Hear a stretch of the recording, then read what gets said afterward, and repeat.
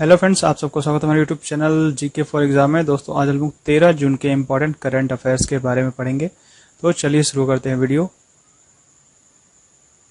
आज का सबसे पहला प्रश्न जो है वह है, उच्च शिक्षण संस्थानों के लिए भारत रैंकिंग 2020 जारी की गई है, तो समग्र रूप से इस रैंकिंग में पहले स्थान पर कौन सा इंस्टीट्यूशन है। तो भारत के द्वारा इस रैंकिंग में समग्र रूप से पहले स्थान पर कौन सा इंस्टीट्यूशन है। तो इसका सही आंसर जो है वह है आईआईटी मद्रास। आईआईटी मद्रास जो है उच्च शिक्षण संस्थान भारत रैंकिंग 2020 में पहले स्थान पर समग्र रूप से स्थित है।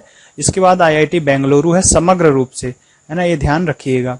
और जो आईआईटीज के नंबर में फिर उसके अलावा अलग अलग तरह से, जैसे विश्वविद्यालय, डेंटल, मेडिकल, इस तरह भी अलग अलग रैंकिंग दी गई है विश्वविद्यालयों को। तो उस रैंकिंग में कुछ अलग अलग जो यूनिवर्सिटीज और विश्वविद्यालय हैं उसके हिसाब से जो मानव संसाधन विकास मंत्री है ना, रमेश पोखरियाल निशंक द्वारा उच्च शिक्षण संस्थान institution ranking framework Bharat ranking 2020 को जारी किया गया है। तो समग्र रूप से आईआईटी जो मद्रास है यह पहले स्थान पर है। इंजीनियरिंग के क्षेत्र में आईआईटी मद्रास पहले स्थान पर है, दूसरे पर आईआईटी बेंगलुरु है। तो उस तरह जो विश्वविद्यालय के हिसाब से देखा जाए तो इंस्टीट्यूट ऑफ साइंस बेंगलुरु जो है वह पहले स्थान पर है। प्रबंधन की श्रेणी में इंस्टीट्यूशन ऑफ मैनेजमेंट पहले स्थान पर है। और अखिल भारतीय आयुर्विज्ञान संस्थान वो भी पहले स्थान पर है। यह तीसरे साल लगातार यह पहले स्थान पर है। तो ये अलग अलग जो इंस्टीट्यूशन है इंजीनियरिंग के लिए, मेडिकल के लिए, मैनेजमेंट के लिए, यह रैंकिंग इस बेसिस पर बनाई गई है। तो भारत रैंकिंग 2020 इसे जारी किया गया है। तो डेंटल में देखा जाए तो दंत चिकित्सा के क्षेत्र में Maulana Azad institute of dental college पहले स्थान पर है। आईआईटी मद्रास जो इंजीनियरिंग और समग्र रूप से पहले स्थान पर है इस रैंकिंग में। अगला प्रश्न देखते हैं। यह जो रैंकिंग है 2015 से जारी की जा रही है। ठीक है, किसके द्वारा? मानव संसाधन विकास जो मंत्रालय है ना। और वर्तमान में रमेश पोखरियाल निशंक जो है हमारे इसके चीफ मिनिस्टर हैं। अगला प्रश्न देखते हैं। ट्विटर ने किस देश के 1,75,000 अकाउंट को बंद किया है? तो ट्विटर के द्वारा किस देश के इतने सारे अकाउंटों को बंद कर दिया गया है? तो इसका सही आंसर जो है चीन। चीन के 1,75,000 अकाउंट को बंद किया गया है। तो ट्विटर जो है चीन के प्रोपेगेंडा फैलाने वाले करीब 1,75,000 अकाउंट को ट्विटर ने हटा दिया है अपने प्लेटफॉर्म से। अकाउंट को पूरी तरह बंद कर दिया गया है। तो चीन की जो सत्ताधारी कम्युनिस्ट पार्टी है उसके एजेंडे को ज्यादा से ज्यादा क्या किया जा रहा था, इन अकाउंटों के द्वारा फैलाया जा रहा था। तो ट्विटर की जो नीतियां हैं, ये ट्विटर के जो टर्म एंड कंडीशन है वो सब को ये ब्रीच कर रहे थे। तो इस कारण से इन सभी अकाउंटों को वहां से हटाया गया है। ठीक है, तो क्या हो रहा था, ये अकाउंट क्या कर रहे थे, बेसिकली ये कोरोना वायरस और हांगकांग जो जैसे मामलों को लेकर दुनिया में भ्रम फैला रहे थे। तो हांगकांग और कोरोना वायरस जो चीजें हैं इस समय वर्तमान में सबसे ज्यादा चीन के द्वारा परेशान है। तो हांगकांग में भी बहुत सारे जो बेसिक लॉ है और वहाँ की जो चीजें हैं, वहां पर जो प्रोटेस्ट हो रहे हैं, उन सब के खिलाफ ये सब प्रोपेगेंडा फैला रहे थे, लोगों में भ्रम फैला रहे थे। तो इस कारण से इन्हें बंद किया गया है चीन के। और ट्विटर जो है यह 2006 में फाउंड किया गया था जैक डॉर्सी और उनके 3 दोस्तों के द्वारा। जैक डॉर्सी इसके प्रेजेंट में सीईओ है ना। तो इसका जो हेडक्वार्टर्स है वह कैलिफोर्निया में स्थित है। अगला प्रश्न देखते हैं हम लोग। सहकार मित्र इंटर्नशिप कार्यक्रम का शुभारंभ किया गया है। तो सहकार मित्र इंटर्नशिप प्रोग्राम का जो शुभारंभ किया गया है किसके द्वारा किया गया है? तो इसका सही आंसर है नरेंद्र सिंह तोमर। नरेंद्र सिंह तोमर जो कृषि मंत्री हैं उनके द्वारा इस इंटर्नशिप प्रोग्राम को शुरू किया गया है। कृषि मंत्री हैं, है ना। तो इस प्रोग्राम का बेसिक इस्तेमाल किस तरह किया जाएगा और क्यों इसको शुरू किया गया है? तो इसके जरिए होगा कि इंटर्नशिप दी जाएगी युवाओं को, वेतन के साथ युवाओं को इंटर्नशिप दिया जाएगा। इस जो सहकारी मित्र इंटर्नशिप प्रोग्राम है, तो उद्यमियों को परियोजना ऋण भी दिया जाएगा इसमें। और सहकार मित्र योजना को प्रोफेशनल राष्ट्रीय सहकारिता विकास निगम और सहकारी वित्तीय समितियों के द्वारा शुरू किया जाएगा। ठीक है, और इसमें कौन कौन से कार्य किए जा सकेंगे? तो कृषि व्यवसाय, सहयोग, वित्त, अंतर्राष्ट्रीय व्यापार, वानिकी, ग्रामीण विकास परियोजना, है ना। तो ये सब संबंधित कार्यों को किया जा सकेगा इस, और लोन भी लिया जा सकेगा। तो प्रत्येक इंटर्न को 4 महीने से अधिक अवधि के लिए वित्तीय सहायता दी जा सकेगी इसमें। तो कृषि मंत्री के द्वारा यह शुरू किया गया है सहकार मित्र इंटर्नशिप प्रोग्राम। अगला प्रश्न है, विश्व खाद्य पुरस्कार के लिए निम्न में से किसे चुना गया है? विश्व खाद्य पुरस्कार के लिए, तो इसका सही आंसर है डॉक्टर रतन लाल। डॉक्टर रतन लाल को विश्व खाद्य पुरस्कार के लिए चुना गया है। अमेरिकी मूल के अमेरिकी वैज्ञानिक हैं, भारतीय मूल के अमेरिकी वैज्ञानिक हैं डॉक्टर रतन लाल को कृषि क्षेत्र का नोबेल कहा जाता है। विश्व खाद्य पुरस्कार दिया जा रहा है इस साल। तो यह नोबेल के बराबर है, जैसे नोबेल पुरस्कार होता है तो कृषि के क्षेत्र में यह नोबेल पुरस्कार के समान इसे माना जाता है। तो इन्हें क्यों चुना गया है? तो इन्होंने समान मृदा को केंद्रीय दृष्टिकोण रखते हुए खाद्य उत्पादन को बढ़ावा देने के लिए इन्होंने कई उपाय किए हैं। तो मृदा को जो सुरक्षा है, संरक्षण है, उसको ध्यान में रखते हुए इन्होंने यह सब कार्य किए हैं। तो इस कारण से इन्हें विश्व खाद्य पुरस्कार, वर्ल्ड फूड प्राइज, एक अंतर्राष्ट्रीय पुरस्कार है जिसे दिया जा रहा है। तो इस प्राइज में विश्व में भोजन की गुणवत्ता, मात्रा या उपलब्धता में सुधार करके मानव विकास को बढ़ावा देने के लिए जो भी व्यक्ति कार्य करता है उसे यह पुरस्कार दिया जाता है। इसमें करीब 2.5 लाख अमेरिकी डॉलर की राशि प्रदान की जाती है। तो डॉक्टर रतन लाल जो है इस समय ओहायो यूनिवर्सिटी में प्रोफेसर के तौर पर कार्यरत हैं, डॉक्टर रतन लाल। अगला प्रश्न देखते हैं, विश्व बाल श्रम निषेध दिवस किस दिन मनाया जाता है? World no child labour day. तो इसका सही आंसर जो है 12 जून को मनाया जाता है विश्व बाल श्रम निषेध दिवस। ठीक है, अगला प्रश्न देखते हैं, किस राज्य सरकार ने अगले 6 महीने में 10 लाख रोजगार उपलब्ध कराने की योजना शुरू की है?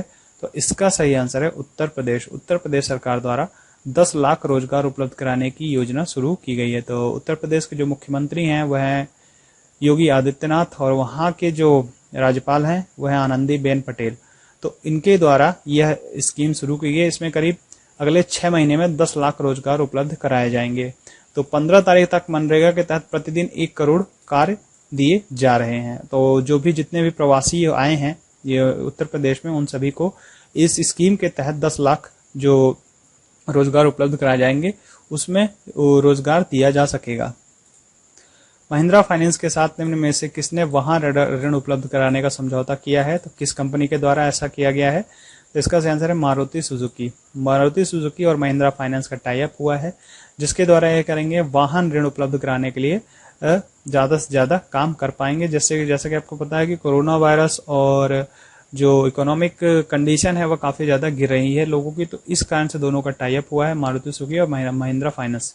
तो इसमें ज्यादा से ज्यादा लोग क्या करेंगे कि इनको फाइनेंशियली हेल्प मिल पाएगी जिससे वे कार्य कर पाएंगे। अगला प्रश्न देखते हैं, किस राज्य के मंत्रिमंडल ने गौवध निरोधक अध्यादेश 2020 को मंजूरी दी है? तो किस राज्य के द्वारा ऐसा किया गया है? तो इसका सही आंसर है उत्तर प्रदेश। उत्तर प्रदेश राज्य के द्वारा गौवध निरोधक संशोधन विधेयक 2020 को मंजूरी दी गई है। तो उत्तर प्रदेश मंत्रिमंडल ने गौवध निरोधक संशोधन अध्यादेश 2020 को मंजूरी दी है। ठीक है, तो जो गौ हत्या अधिनियम 1955 में संशोधन किया गया है, गौ हत्या अधिनियम बनाया गया था 1955 में। ठीक है, तो इसको संशोधित किया गया है अब। तो इस संशोधन के द्वारा गायों की रक्षा, गौ हत्या से संबंधित अपराध को रोकने में मदद मिलेगी, इसीलिए इसको फिर से संशोधित किया गया है। तो इस अध्यादेश में अब क्या किया गया है, गाय को शारीरिक क्षति के लिए 7 साल तक कारावास का प्रावधान है और गौ हत्या से संबंधित मामलों में 3 लाख रुपए तक का जुर्माना भी होगा। तो यह संशोधन इसमें किया गया है अब से।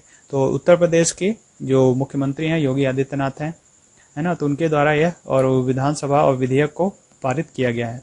अगला प्रश्न देखते हैं, विश्व प्रत्ययन दिवस, वर्ल्ड एक्रेडिटेशन डे, तो यह किस दिन मनाया जाता है? तो इसका सही आंसर है 9 जून। ये गलत है, 9 जून को मनाया जाता है वर्ल्ड एक्रेडिटेशन डे। क्यों मनाया जाता है? तो विश्व प्रत्ययन दिवस, वर्ल्ड एक्रेडिटेशन डे प्रत्येक वर्ष 9 जून को मनाया जाता है। तो इसमें क्या किया जाता है, लोगों को बढ़ावा देने के लिए, है ना, क्रेडिट। और प्रत्ययन दिवस 2020 की थीम थी खाद्य सुरक्षा में सुधार लाना, प्रत्ययन खाद्य सुरक्षा में सुधार लाना, यह इसकी इस वर्ष की थीम थी। ठीक है, अगला प्रश्न देखते हैं, किस देश ने कच्चे तेल क्रूड ऑयल के निर्यात के लिए कीमतों में कम से कम बीते 2 दशकों में सर्वाधिक वृद्धि की है?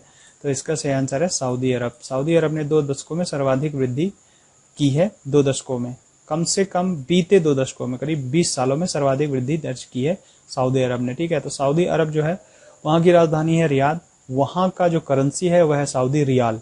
और मक्का मदीना जो आप जानते होंगे वह यहीं पर स्थित है ना। इस्लाम धर्म यहीं से शुरुआत हुआ था। 512 में उनके पैगंबर मोहम्मद का जन्म हुआ था। ठीक है, अगला प्रश्न देखते हैं। किस भारतीय को नासा के विशिष्ट लोक सेवा पदक से सम्मानित किया गया है? तो इसका सही आंसर है रंजीत कुमार। रंजीत कुमार को नासा के विशिष्ट लोक सेवा पदक से सम्मानित किया गया है। ठीक है, तो भारतीय एरोस्पेस उद्यमी जो है रंजीत कुमार को नासा के विशिष्ट सेवा पदक से नासा डिस्टिंग्विश्ड सर्विस मेडल से सम्मानित किया गया। ठीक है, उन्हें यह सम्मान उनके कार्यकारी नेतृत्व, इंजीनियरिंग योगदान और उपभोक्ता निष्ठा के माध्यम से उनके प्रशासन के लिए दिया गया है। ठीक है, तो वे लगभग 30 वर्षों से नासा से जुड़े हुए हैं। कौन? जो रंजीत कुमार है। उन्होंने अंतर्राष्ट्रीय अंतरिक्ष स्टेशन उन्नत बनाने में अहम योगदान दिया है। तो नासा का जो फुल फॉर्म होता है वो नेशनल एरोनॉटिक्स स्पेस एडमिनिस्ट्रेशन है। ठीक है, तो इससे पहले जो 1915 से 1958 तक था नेशनल NACA, 1958 तक NACA था। फिर उसके बाद 1 अक्टूबर 1958 को नासा का गठन किया गया था। ठीक है, उसके पहले 1915 से 1958 तक NACA था। अगला प्रश्न देखते हैं।